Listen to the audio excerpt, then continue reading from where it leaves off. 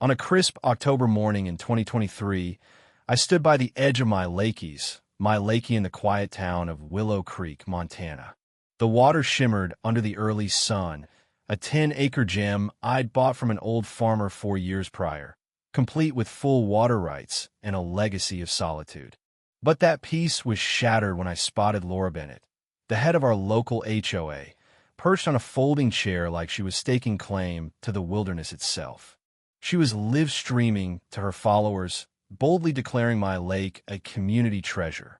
Flanked by 2 HOA board members, she cast fishing lines into my water, acting as if she owned the place. The nerve of it hit me like a cold wind. This wasn't a public park. This was private property, and Laura was about to learn that water doesn't bend to ambition. I approached, keeping my tone calm despite the fire in my chest. "Excuse me, this is private property. You need to leave." Laura barely looked up, her smile sharp and practiced. "Oh, Michael Reed, right? No need to worry. We've done our homework. State law supports community water access." She waved a folded document with the confidence of someone who'd already won. Her allies Tom Larson, a neighbor I'd always found decent, and another board member planting a sign reading Willow Creek Community Fishing Area, stood by her, though Tom's eyes flickered with unease. I pulled out my phone, recording the scene. "Do you have proof this land is yours?" I asked, steady but firm. Laura's grin widened. "Michael, we don't need to own the land to use the water. That's not how it works here." The surreal audacity of it, someone waltzing onto my property and claiming it for the public, made my head spin. I thought back to the old farmer, Henry, who'd sold me the place. "Michael," he'd said, "never tip your hand too soon." Now I saw his wisdom.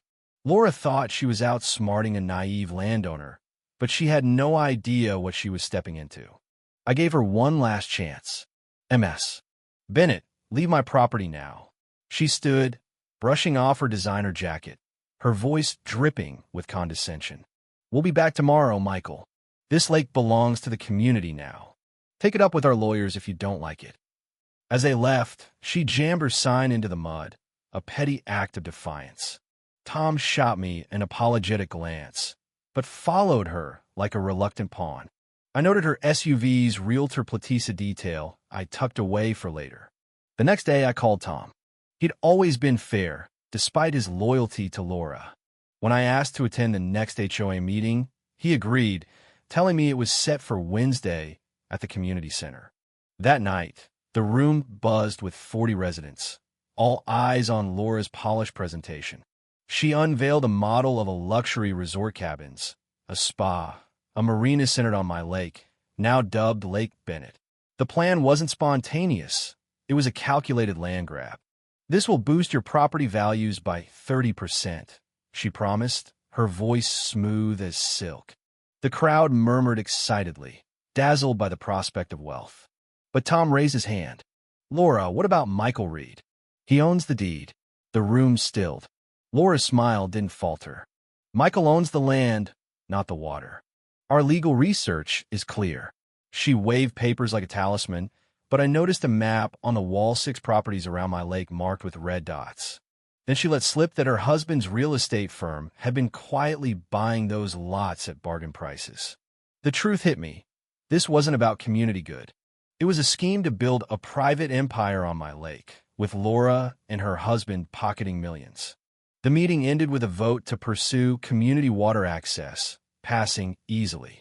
Only Tom and 2 others dissented. As people left, I overheard Laura whisper to a board member about handling the Michael Reed issue by next week. Her casual dismissal of my rights fueled my resolve. Henry had shown me a secret during our final walk, an old dam built in 1947, hidden up a forgotten dirt road. It controlled the water feeding my lake, and Laura didn't know it existed. The next morning, I drove to the dam, its concrete wall sturdy under a canopy of pines. I uncovered the brass wheel, still functional, and checked Henry's logbook. His final entry read, "If greedy folks try to take this lake, show them who holds the water. It can bless or burn. Choose well." I tested the wheel, feeling the power in its smooth turn. Laura thought she controlled the narrative, but I controlled the source. I decided to send a message. I turned the wheel a quarter, cutting the flow by 30%. The lake wouldn't drain, but the drop would be noticeable. By afternoon, Tom called, worried. Michael, the lake's shrinking. Laura's freaking out, talking about environmental experts. I played dumb. Could be seasonal or a leak. Nature's tricky. That evening, I found Laura at the shore, frantically measuring the water level, muttering about sabotage. Any idea what's causing this? I asked innocently. Her eyes narrowed. Someone's messing with our lake, and I'll prove it. I smiled, knowing she was clueless. The next day, I restored the flow, and the lake returned to normal, leaving Laura scrambling for answers. But Laura didn't back down. By Friday, she returned with a full set of chairs, a table, fishing gear, and a banner proclaiming Willow Creek Community Lake.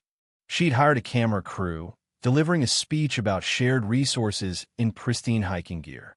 Then a gust tore her banner loose, sending it into the water. Her composure cracked as she waded in, soaking her $200 boots to retrieve it.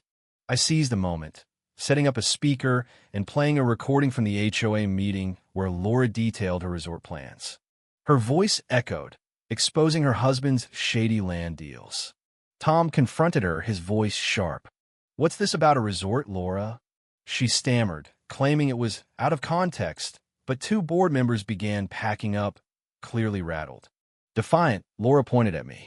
This is community property, and I'll fight you in court. I stepped closer, my voice low. MS. Bennett, you're about to learn who really controls this water. The tension peaked at an emergency HOA meeting that Wednesday.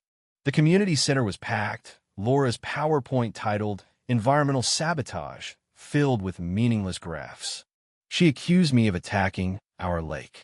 But Tom stood, demanding her legal proof. Show us the documents, he pressed.